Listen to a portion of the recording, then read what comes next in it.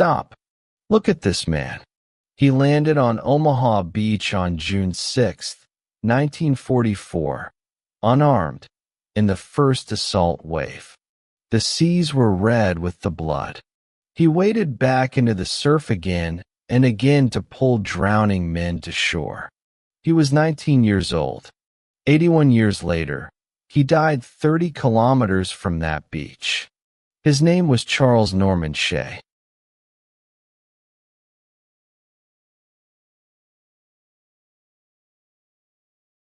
On the morning of June 6, 1944, there were approximately 175 Native American soldiers on Omaha Beach. Only 55 of them have ever been individually identified. Charles Norman Shay was one of those 55. He was born on June 27, 1924, in Bristol, Connecticut, one of 9 children. His father was Leo Shay.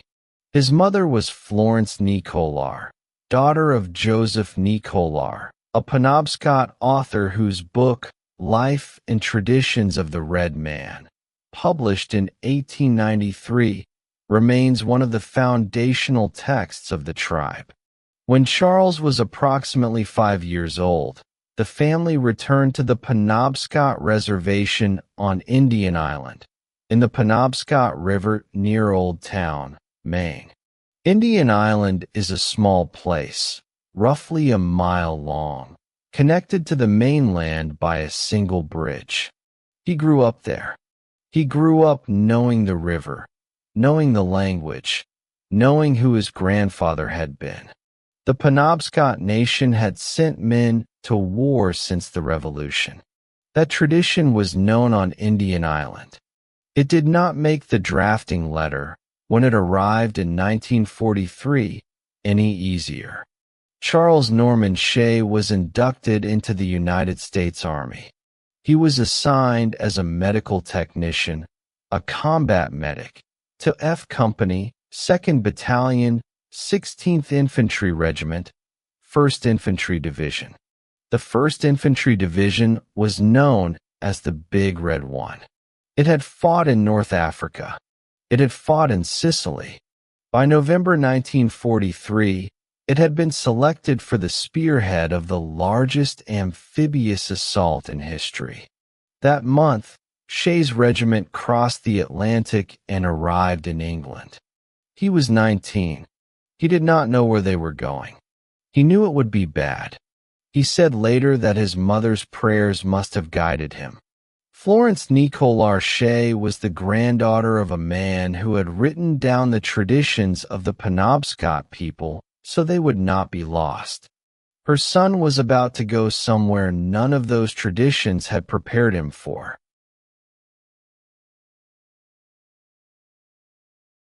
For the next 7 months, the 16th Infantry Regiment trained on the coast of England. Shay's company rehearsed landings on pebbled beaches that, in the dark, might pass for occupied France. A combat medic's equipment in 1944 was austere. 2 canvas satchels, morphine syrettes, sulfa powder, shell dressings, plasma. No weapon, no armor. The Geneva Convention gave Shay the right to wear a red cross and move unarmed among the wounded.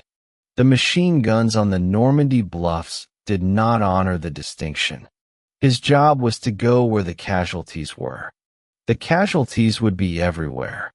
On the evening of June 5, 1944, F Company boarded their transport off the coast of England. The sea crossing took most of the night. The English Channel in early June is not a calm crossing. The men were sick. The landing craft rose and fell in the dark. The coast of France was somewhere ahead, out of sight, and the Germans had been reinforcing it for 4 years. He said later, "I had been given a job, and the way I looked at it, it was up to me to complete my job."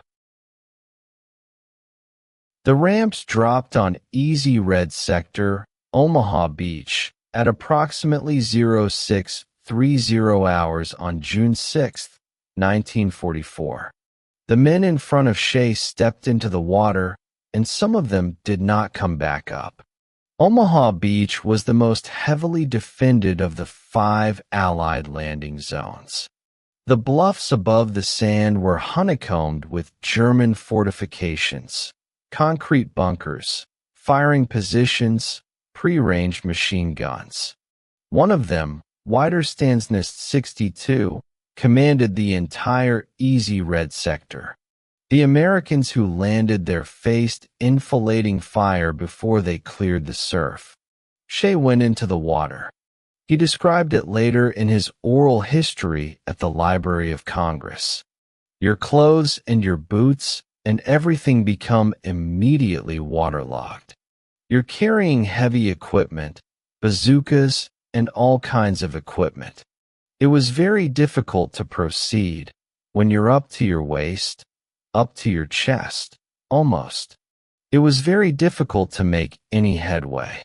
Any headway you made was very slow.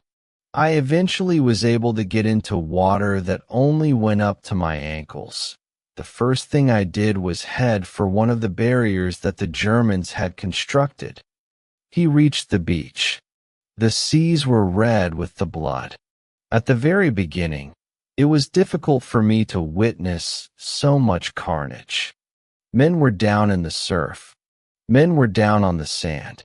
Men were down on the wire. His satchels were already open. Shay treated the wounded and moved forward. Then he looked back at the water. I saw there was many men in the water who were floundering. I proceeded back in the water to get as many out as I could. He went back into the surf. He pulled men to higher ground. He went back again. He did not count how many times. He found one of the men he knew. Edward Moriswicks was a combat medic with the same company, one of Shay's closest friends. According to one account, Moriswicks had been hit and was bleeding badly. Shay reached him. There was nothing he could do. According to that same account, Moriswicks died in Shay's arms on the sand at Omaha Beach. Shay kept moving. He said later, I was able to treat the wounded and see men die. I don't know how I was able to do it, but I was. By the end of June 6, 1944, the United States Army had suffered an estimated 2,000 casualties on Omaha Beach alone. The sand was not beach-colored when the tide went out. Approximately 156,000 Allied troops crossed the Normandy beaches that day. Among them were roughly 500 Native American soldiers, men fighting, in many cases, for a country that had not yet granted them full citizenship in practice. Approximately 175 of those Native Americans landed on Omaha.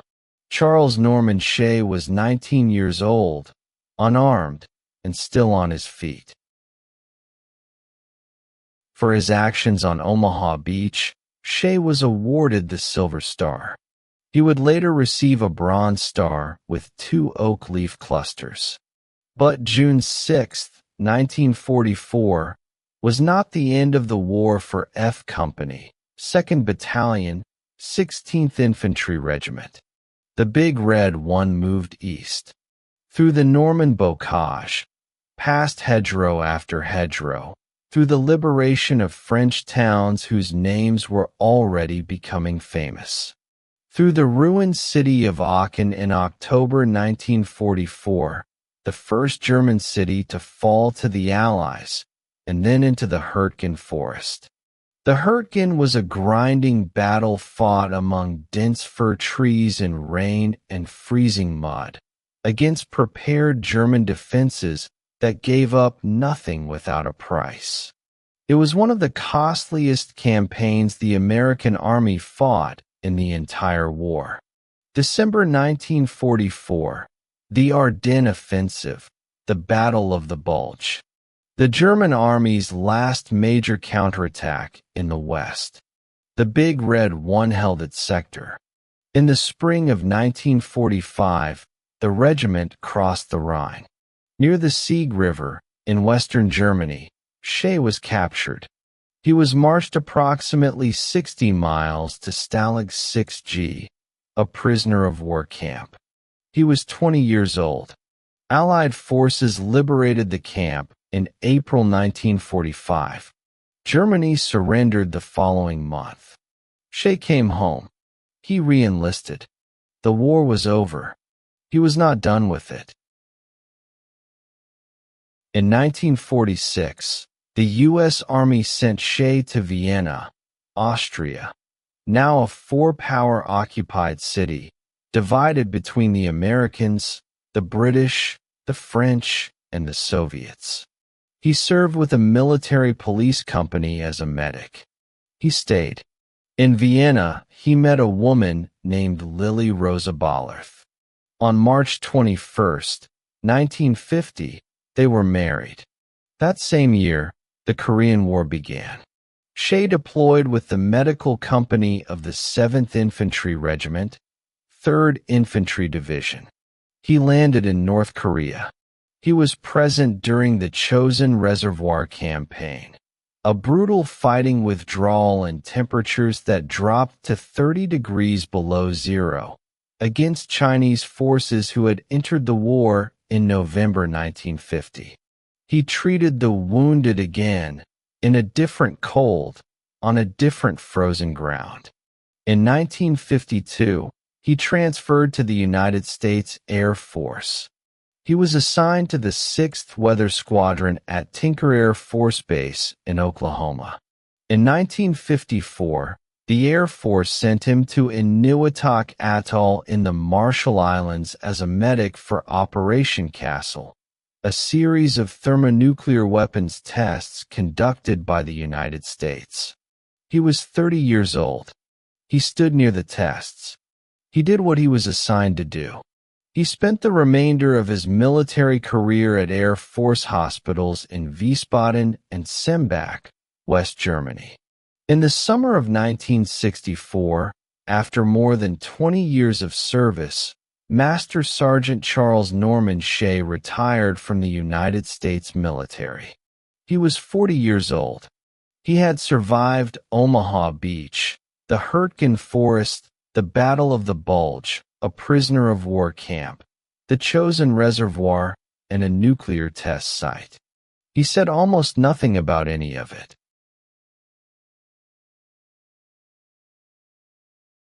Vienna was still home. In 1965, Shay joined the International Atomic Energy Agency as a security and administrative staff member. The IAEA occupied a city that had spent 20 years watching superpowers negotiate at close range. Inspectors, diplomats, reactor engineers moving through the same marble corridors. Shay worked there for approximately 20 years. After he retired from the IAEA in 1984, he joined the United Nations High Commissioner for Refugees as a security officer at the Vienna headquarters. Lily was with him through all of it. She had been with him since the occupation city of 1946, through Korea, through Eniwetok, through the Cold War bureaucracy of the IAEA. He would later write his memoir as a series of letters addressed to her. In November 1988, Shay retired from the UNHCR. He had not spoken publicly about Omaha Beach in more than 60 years. Asked once why he had stayed silent so long, he said, "It was best left unspoken. But now new generations need to recognize what we fought for and why." He did not elaborate. He left the silence where it had been. In 2003, Charles and Lily Shay returned to Indian Island, Maine. Lily died shortly after they arrived. He had been with her for more than 50 years. He was 79 years old, and he was alone on the island where he had grown up, and the war was still somewhere inside him. He stayed. He began to talk. He restored a small building on the reservation that had belonged to an earlier generation of Penobscot cultural memory, a structure known as Princess Watawasa's Teepee, and turned it into a modest museum of Penobscot history. He gave lectures. He gave interviews. He began the slow, patient work of being heard. In 2007, he was awarded France's Legion d'honneur by President Nicolas Sarkozy. It was the first time Shay had been formally recognized by a foreign government. He was 82 years old. He said of the French reception, "The gratitude was especially awe-inspiring and almost unbelievable." He began attending the annual D-Day commemorations in Normandy. In 2009, he delivered the Mason Distinguished Lecture at the National World War II Museum in New Orleans. The following year, he donated his full oral history to the Library of Congress Veterans History Project. In 2012, he published his memoir, Project Omaha Beach, The Life and Military Service of a Penobscot Indian Elder. It was narrated as Letters to Lily. On June 5, 2017, a memorial was dedicated on the bluff above Omaha Beach at St. Laurent-sur-Mer. It was called the Charles Shay Indian Memorial Park. At its center stood a granite turtle sculpture, carved by Shay's nephew Tim Shay, a Penobscot artist. The turtle is a symbol of creation in Penobscot tradition. The plaque on the memorial honored the approximately 500 Native American soldiers who participated in the liberation of France. Only 55 of the roughly 175 who landed at Omaha had been individually identified. Shay stood on the bluff and looked at the beach below. He said, "I will die here. I believe that I can talk with the souls of the men that are still wandering on the beach here." In 2018, Charles Norman Shay moved permanently to Bretteville-Orgueillius, a small commune in Calvados, in the heart of Normandy, approximately 30 kilometers from Omaha Beach. He was 93 years old. He was not leaving again. On June 27, 2024, Charles Norman Shay turned 100 years old. He had been present at the beach every June for nearly 20 years. By the summer of 2025, he was one of a dwindling number of living D-Day veterans anywhere in the world. He attended the 81st anniversary ceremonies in June 2025. Soldiers from the 1st Infantry Division, the Big Red One, his division, held a ceremony near Omaha Beach in his honor. He was introduced to soldiers young enough to be his great-grandchildren, soldiers who wore the same Big Red One patch he had worn in 1944. He accepted their attention with the same patience he had applied to everything else. In November 2025, Shay was too ill to travel. On November 19, 2025, Brigadier General Roger S. Giroux of the United States Army Medical Readiness Command traveled to Bayeux, France, to conduct a ceremony at Shay's bedside. Giroux inducted Charles Norman Shay into the Order of Military Medical Merit, one of the Army Medical Department's highest honors.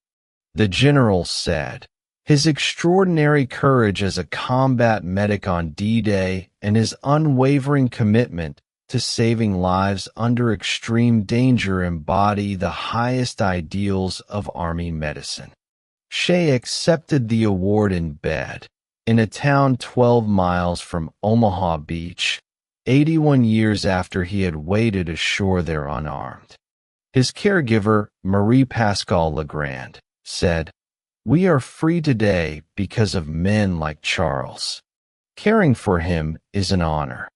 On December 3rd, 2025, Charles Norman Shay died at his home in Eniwetok, Normandy, France. He was 101 years old. On December 12, 2025, a funeral mass was held at Bayeux Cathedral. French and American civil and military authorities attended. He was buried that same day in the municipal cemetery of Saint-Laurent-sur-Mer, a few hundred meters from the American cemetery at Omaha Beach. On the same ground, he had promised himself he would never leave. He kept the promise. Charles Norman Shay was, by the count of his own mother's prayers and the Penobscot tradition he carried back to Normandy, a man who survived everything the 20th century put in front of him. He survived Omaha Beach unarmed. He survived the Hurtgen Forest and the Bulge and a prisoner of war camp. He survived Korea and Eniwetok and 50 years of silence. He survived into a century that had largely forgotten the names of the men he pulled from the surf. When Charles Norman Shay died on December 3rd, 2025, what the world believed to be the last living Native American witness to the D-Day landings died with him. He was believed to be the last surviving Native American veteran of the June 6, 1944 Normandy landings, one of roughly 500 who fought in the liberation of France, one of roughly 175 who came ashore at Omaha Beach. Most of those men are still unidentified. Their names are not on any memorial. They are in the 55 out of 175. He had once been asked, in so many words, what it meant that a man who fought for this country had been, at the time he fought, a second-class citizen within it. He said, "We were second-class citizens in our own country, but served this country faithfully." That is all he said. He did not ask anyone to feel anything about it. He stated the fact and moved on, in the way he had always moved, steadily, forward, through the water. He said his mother's prayers must have guided him.